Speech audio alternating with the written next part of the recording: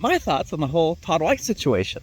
I watched Mike Winger's video last night, and so I thought I'd give some thoughts on that. And man, one of my first thoughts is like, man, I'm kind of surprised that like there's not more stuff like this out already about Todd White, just considering the circles he's in and, you know, just things that he's taught for so long. It's like when you look at some of his associations, like Kenneth Copeland, for crying out loud. Are you kidding me? Now, I do understand some more confusion about Todd White if you're a newer believer, or if perhaps you just don't know much about Todd White. Maybe you've just seen a clip or something. Now, I'll admit that in my younger Christian life, I think there probably was a time I might have liked him very briefly. I'm not really sure, to be honest. But man, when you look at who he associates with, just red flags all over. But then when you jump into some of his claims about his lifestyle, it is just ridiculous. I'm sorry, it is just so ridiculous. Because here's the reality. When you find more Spirit-filled believers, they don't go around boasting about how amazing they've done or how this or that.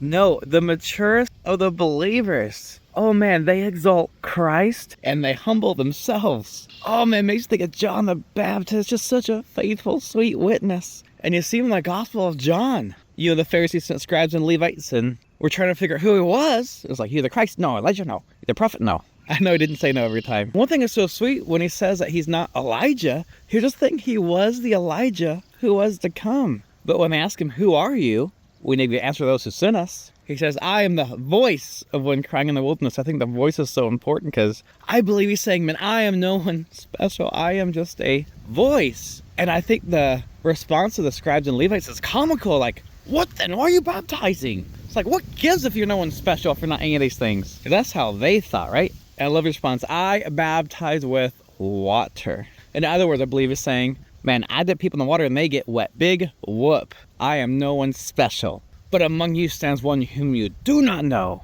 Then later in the chapter, we see John talking about this is he who baptizes with the Holy Spirit. But yeah, I do not believe Todd White for a second to his lifestyle claims. I mean, I'm not trying to be too harsh, right? If you have thought he actually did those things right, but I think it's just wild. Like, and perhaps one of the worst things I've ever heard Todd White say is that to him, the cross is not a revelation of his sin, but a revelation of his worth. And man, that is just so sad and does not have any understanding of the gospel. Like, Jesus did not die for us because we had worth in and of ourselves. Now, don't get me wrong. Jesus makes much of his people, and he has given them just unbelievable, word-failing, imputed value because he gave us the righteousness of Christ. Man, but in and of ourselves, we deserve God's wrath.